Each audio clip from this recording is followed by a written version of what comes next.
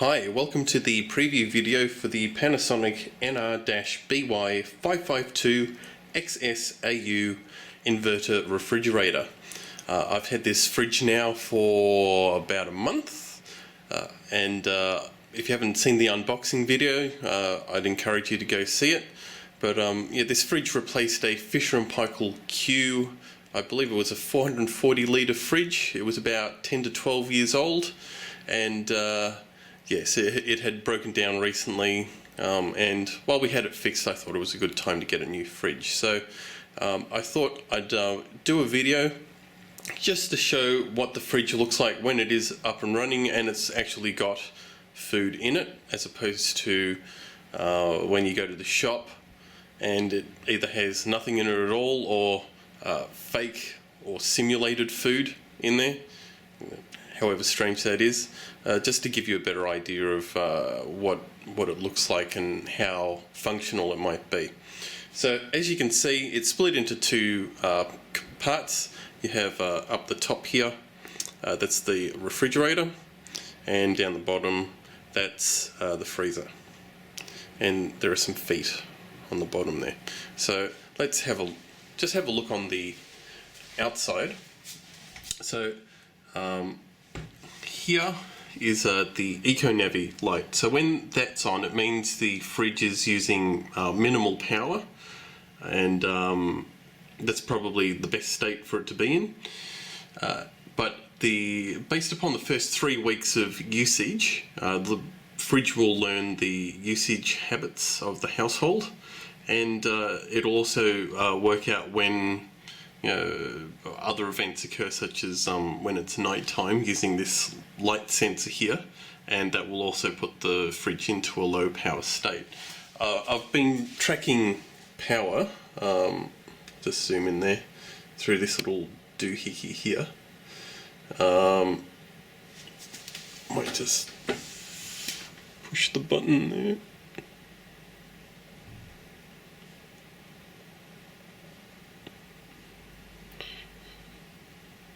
So if I remember, if I can, yeah, I'm guessing I'm using, or the fridge is using rather, just over 5 watts of power there at the moment to, where is that? No, I think that's how many kilowatt hours it's, yes, so that was kilowatt hours it's used since Monday. And at the moment it's using just 1.5 watts of energy to get the fridge to keep cooling stuff. So that's incredibly low. But coming back here, so for a week, oh well, let's call it 5 days now since Monday lunchtime, $1.44 at my first tier energy usage, which is about 28 cents per kilowatt hour. Not too bad. So if I multiply that by 12 roughly, if I rounded that up maybe to $1.75, do the sums, it's probably not too expensive there. Just zoom back out. There's also freezer control, so you can set the freezer temperature here. There's actually 9 settings, so there's 3 different LEDs behind you, 1, 2, 3, and based upon the combination of those, that will tell you how, well, what sort of coldness or temperature that you want in there. And you've also got some extra buttons there if you want to do quick freezing and that sort of thing. To control the temperature in the fridge, just there, those buttons. So if you want to control the fridge temperature, that's actually inside. So just before we do, this finish here, it's a stainless steel color. So it's whether or not it's an actual metal, it's up for, I'm just trying to clarify that at the moment, but what I understand, it's a VCM, vinyl coated metal. But yeah, I'm trying to work out what that actually means and if there's metal behind it, what's the coating, etc. But let's have a look inside. So I'll try not to keep the fridge door open too long, but that's our fridge.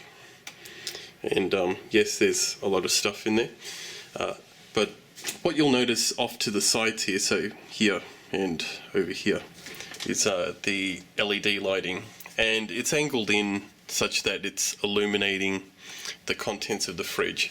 This is probably better than the previous fridge where we had ceiling lighting only, particularly because the contents at the top of the fridge would block the light going further down, and as the more packed it got, the less light you got going through there. Also on this video, it seems like it's illuminating as blue. It's actually, like when you look at it properly, you can see that it's actually quite white.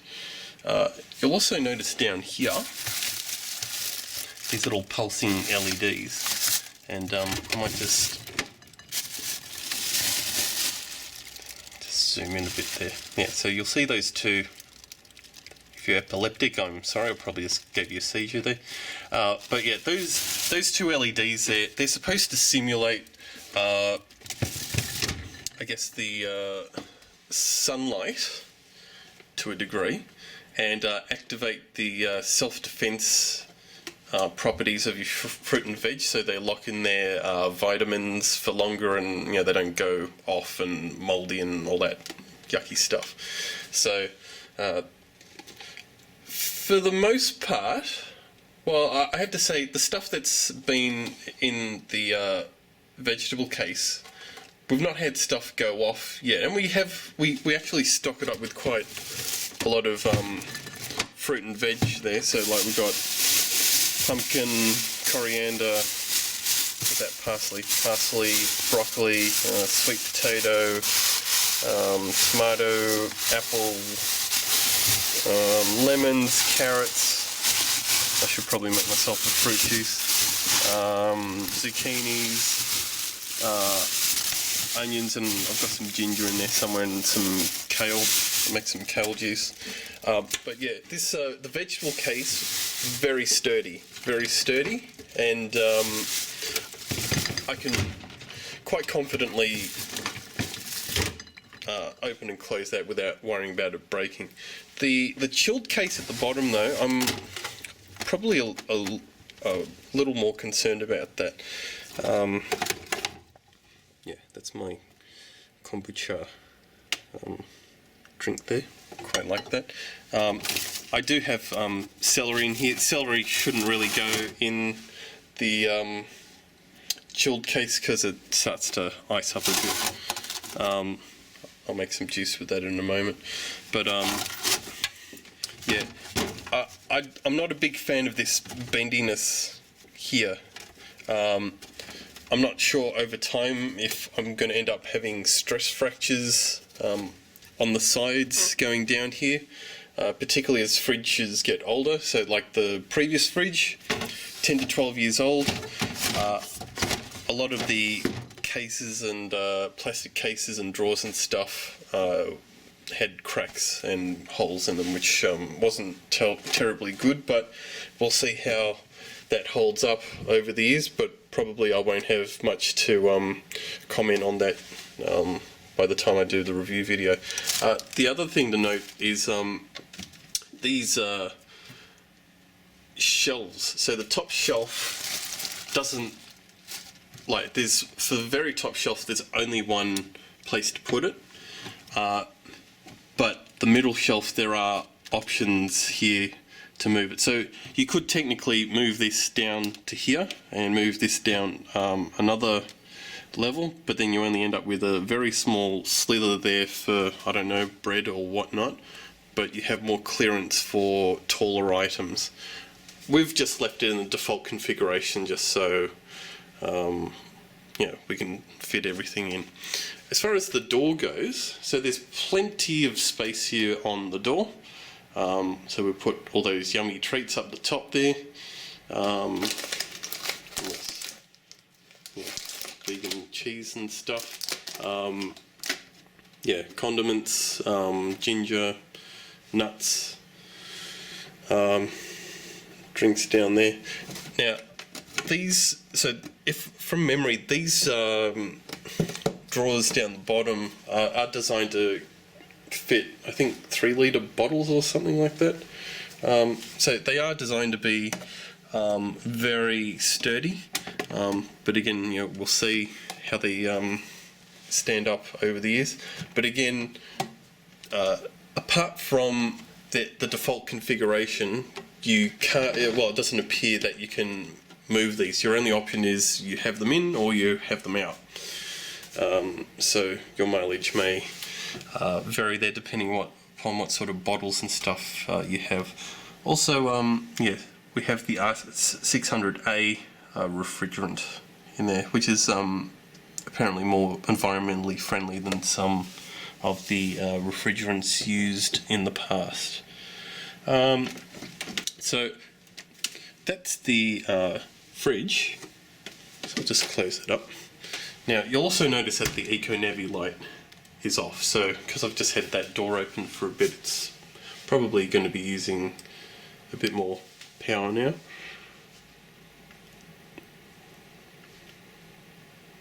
No, okay, still 1.5. Alright. But yeah, we'll get down, before I get to, now I'm not sure if you can hear that, but the compressor's just kicked in.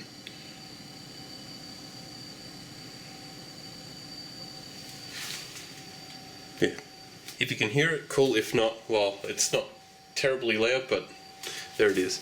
But anyway, coming to the fridge component. Now, one thing I've noticed, or this was actually pointed out by my wife, is the left side here seems to be higher than the right side, which means that this hinge here on the fridge is exposed. Now, apparently this, and I think Graham, one of the Insider crew members, did a bit of look around inside. It might be because the railing on the inside is higher on the left than the right, if I remember correctly. So, is it a big deal?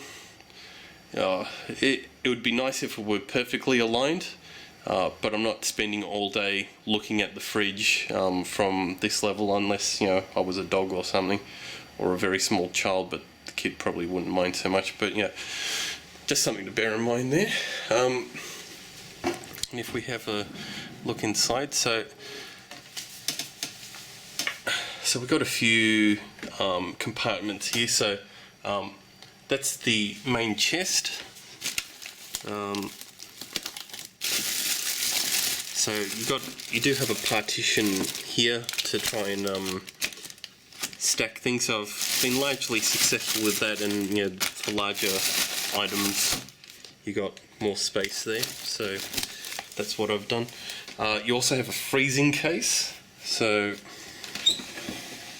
yeah, it's full of yummy ice cream and stuff, and there's some pizzas up the back there. I've just used that as more storage space. And this is perhaps my favourite. This is the ice twister.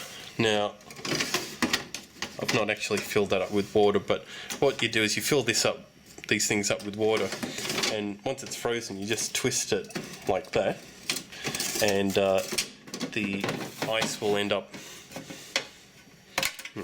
Looks like my wife's just used all the ice, so I'll make some more. But I think that's a great way to capture all of your ice without having to, you know, do it over the sink and lose ice cubes down the plug hole and that sort of thing. Now, one thing that was